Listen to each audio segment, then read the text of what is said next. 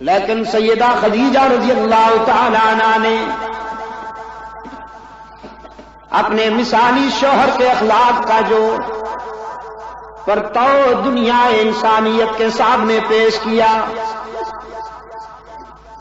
اس کا کیا جواب ہو سکتا ہے؟ اب خادم کی سنیے، انہی خدیجہ رضی اللہ تعالی عنہا نے حضرت زید کو خرید کر کے رحمت عالم صلی اللہ علیہ وسلم کی خدمت کے لیے وقف کیا۔ کچھ عرصہ کے بعد زید کے باپ کو پتہ چلا کہ میرا بیٹا مکہ کے ایک ہاشمی گھرانے میں خادم ہے۔ تلاش کرتا ہوا مکہ میں پہنچا، زید کو ملا کہ ایک ہاشمی گھرانے میں خادم ہے۔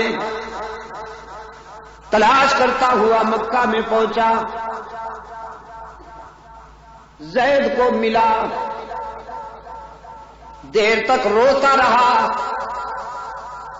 کہنے لگا بیٹا جب سے تم چلے آئے ہو ہمارے گھر سے مسکراہٹیں بھی رخصت ہو گئیں۔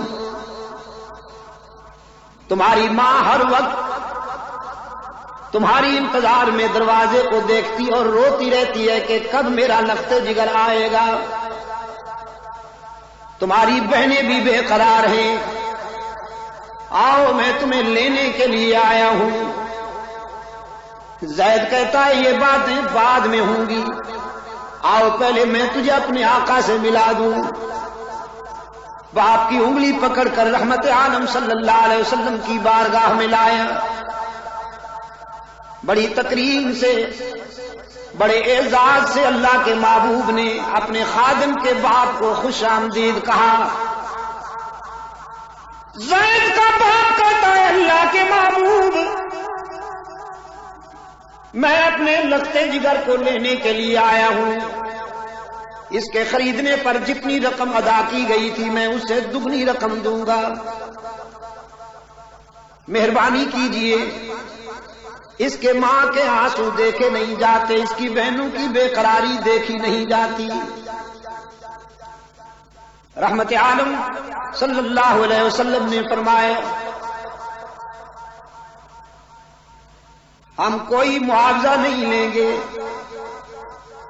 ہم تو اپنے زید کو تحائف دے کر رخصت کریں گے، لے جا سکتے ہو تم، میں نہیں روکوں گا زید کو، کیوں روکوں، میں تو وصل کرنے آیا ہوں، فصل کرنے نہیں آیا، میں جوڑنے آیا ہوں، توڑنے نہیں آیا، میں تو ملانے آیا ہوں، جدا کرنے نہیں آیا،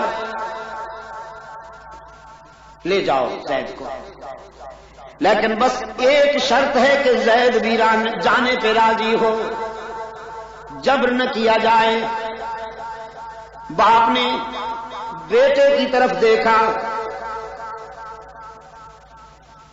نگاہیں کہہ رہی تھی لخت جگر اب تو کوئی رکاوٹ باقی نہیں رہی، چلنا چاہیے، لیکن زید نے بھرپور انداز میں اپنے آقا کی طرف دیکھا اور پھر فیصلہ کرنے میں کوئی دیر نہ کی، کہنے لگا باپ سے میری والدہ کو سلام کہیے گا، میری بہنوں کو بھی سلام کہیے گا، سب کو چھوڑ سکتا ہوں لیکن رحمت عالم صلی اللہ علیہ وسلم کے دامن کو نہیں چھوڑ سکتا۔ یہاں تو مجھے وہ شفقت ملی ہے جو فدری ہاتھوں میں بھی نہیں ہو سکتی، عائشہ صدیقہ نے مجھے وہ پیار دیا ہے جو مامتا سے بھی میسر نہ آئے۔ سارے رشتے اس قرب پہ قربان کر دیں، سارے تعلقات اس رفاقت پہ قربان کر دیں۔ یہ خادم کی گواہی ہے دوستوں۔ اب اڑوس پڑوس کی سنیے۔ صفا کی بلندیوں پہ اللہ کا محبوب داعی حق و صداقت کی حیثیت سے کھڑا ہے، اللہ کے رسول کی حیثیت سے پہلا خطبہ ارشاد فرمانے والے ہیں۔ چادر ہلا ہلا کر مکہ والوں کو جمع کیا، پورا مکہ رحمت عالم صلی اللہ علیہ وسلم کے دامن میں آ بیٹھا۔ رحمت عالم صلی اللہ علیہ وسلم نے فرمایا هل وجدتمونی صادقا او کاذبا، مکہ والو زندگی کے 40 سال گزارے ہیں میں نے اس شہر میں رہ کر، آج میں تمہارے دل و دماغ پر دستک دیتے ہوئے تمہارے ضمیر کو جج بنا کر تم سے پوچھتا ہوں، بتاؤ تم نے مجھے کیا پایا، سچا پایا ہے یا اس کے برعکس؟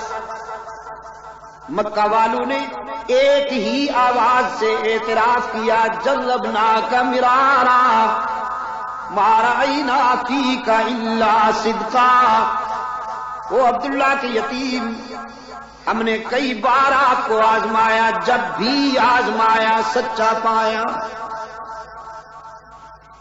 آپ تو صداقت کا نشان ہیں، آپ تو دیانت کا اعلان ہیں، آپ تو شرافت کا برہان ہیں۔ ہم تو جب صداقت و دیانت و امانت کو چلتا پھرتا دیکھنا چاہتے ہیں تو آپ کی طرف دیکھتے ہیں، آپ تو صادق اور امین کے خطاب سے یاد کیے جاتے ہیں۔ کراچی والوں، مکہ والوں نے مبالغہ کیا یا سچ کہا؟ سردی میں سکڑے ہوئے دوستوں، تمہارے یکبستہ جواب پر میں کیسے انحصار کروں؟